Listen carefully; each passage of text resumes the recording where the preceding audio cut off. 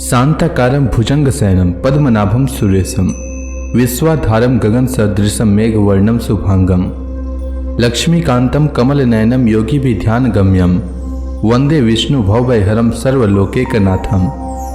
मंगलम भगवान विष्णु मंगलम गरुड़ध्वज मंगलम पुंडरीकाक्ष मंगलाय तनोहरि।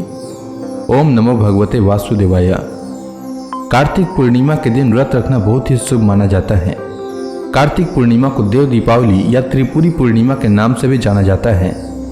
इस दिन भगवान शिव ने ब्रह्मा और विष्णु जी की सहायता से त्रिपुरासुर नामक राक्षस का अंत किया था। कार्तिक पूर्णिमा के दिन ही समस्त देवी देवता स्वर्ग से धरती पर आते हैं और गंगा स्नान करके दीपोत्सव मनाते हैं। कार्तिक पूर्णिमा के दिन गंगा स्नान, दीप दान, हवन यज्ञ आदि का विशेष महत्व होता है। कहा जाता है कि इस दिन दान का फल दोगुना या इससे अधिक होता है। कार्तिक पूर्णिमा से कई कथाएं जुड़ी हैं। आइए श्रवण करते हैं कार्तिक पूर्णिमा की कथा। कार्तिक पूर्णिमा की पहली कथा। प्राचीन काल में तारकासुर नामक एक राक्षस रहता था। उसके 3 पुत्र थे, तारकक्ष, कमलाक्ष और विद्युन्माली। भगवान शिव के बड़े पुत्र कार्तिकेय ने तारकासुर का वध किया। अपने पिता की हत्या की खबर सुनकर तीनों पुत्र बहुत दुखी हुए।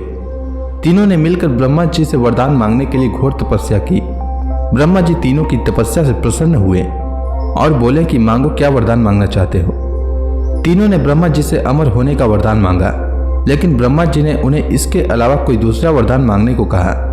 तीनों ने मिलकर फिर सोचा और इस बार ब्रह्मा जी से 3 अलग नगरों का निर्माण करवाने के लिए कहा, जिसमें सभी बैठकर पृथ्वी और आकाश में घुमा जा सके।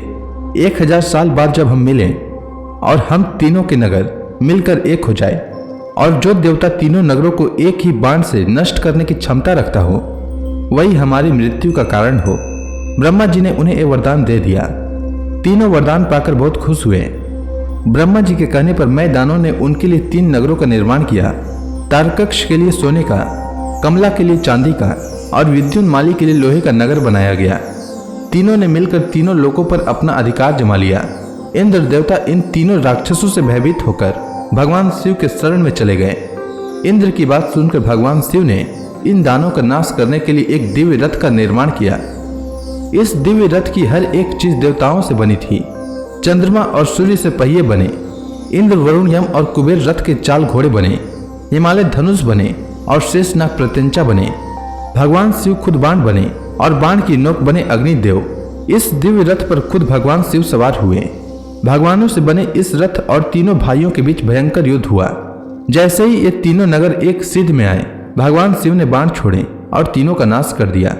इसी वध के बाद भगवान शिव को त्रिपुरारी कहा जाने लगा। यह वध कार्तिक मास की पूर्णिमा को हुआ, इसलिए इस दिन को त्रिपुरी पूर्णिमा के नाम से भी जाना जाता है। कार्तिक पूर्णिमा की दूसरी कथा। द्रविड़ देश के राजर्षि सत्यव्रत कृतमाला नदी में स्नान कर रहे थे। जब उन्होंने अंजलि में जल लिया तो उनके हाथ में एक छोटी सी मछली आ गई। राजा ने मछली को पुनः नदी के जल में छोड़ दिया। छोड़ते ही मछली ने कहा, राजा जी, नदी के बड़े बड़े जीव छोटे छोटे जीवों को खा जाते हैं, मुझे भी मारकर खा जाएंगे, कृपया मेरे प्राणों की रक्षा कीजिए। मछली की यह बात सुनकर राजा को बड़ा दया आई। उन्होंने मछली को अपने कमंडल में डाल लिया, लेकिन एक ही रात में मछली का शरीर इतना बड़ा हो गया कि कमंडल छोटा पड़ने लगा। तब राजा ने मछली को निकालकर मटके में डाल दिया। वहां भी मछली एक ही रात में बड़ी हो गई। तब राजा ने मछली को निकालकर अपने सरोवर में डाल दिया। अब वह निश्चिंत थे कि सरोवर में वह सुविधापूर्ण तरीके से रहेगी, लेकिन एक ही रात में मछली के लिए सरोवर भी छोटा पड़ने लगा। यह देखकर राजा को घोर आश्चर्य हुआ। तब राजा समझ गए यह कोई साधारण मछली नहीं है। उन्होंने उस मछली के समक्ष हाथ जोड़कर कहा कि मैं जान गया हूँ कि निश्चय ही आप कोई महान आत्मा हैं। यदि यह बात सत्य है तो कृपा करके बताइए कि आपने मत्स्य का रूप क्यों धारण किया है। तब राजर्षि सत्यव्रत के समक्ष भगवान विष्णु ने प्रकट होकर कहा कि हे राजन, हयग्रीव नामक दैत्य ने वेदों को चुरा लिया है। जगत में चारों ओर अज्ञान और अधर्म का अंधकार फैला हुआ है। मैं हयग्रीव को मारने के लिए हयग्रीव का रूप धारण करूंगा। आज से 7वें दिन भूमि जल प्रलय से समुद्र में डूब जाएगी। तब तक तुम एक नौका बनवा लो और समस्त प्राणियों के सूक्ष्म शरीर तथा सब प्रकार के बीज लेकर सप्तर्षियों के साथ उस नौका पर चढ़ जाना। प्रचंड आंधी के कारण जब नाव डगमगाने लगेगी, तब मैं मत्स्य के रूप में तुम सबको बचाऊंगा।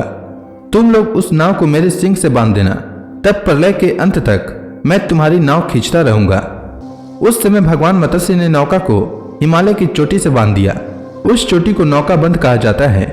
प्रलय का प्रकोप शांत होने पर भगवान विष्णु ने हयग्रीव का वध करके उससे वेद छीनकर ब्रह्मा जी को पुनः दे दिए। भगवान ने प्रलय समाप्त होने पर राजा सत्यव्रत को वेद का ज्ञान वापस दिया। राजा सत्यव्रत ज्ञान विज्ञान से युक्त हो वैवस्वत मनु कहलाए। उस नौका में जो बच गए थे उन्हीं से संसार में जीवन चला। तो इसी के साथ कार्तिक पूर्णिमा की कथा समाप्त होती है। तो प्रेम से बोलिए भगवान विष्णु की जय, भगवान शंकर की जय, समस्त देवी देवताओं की जय।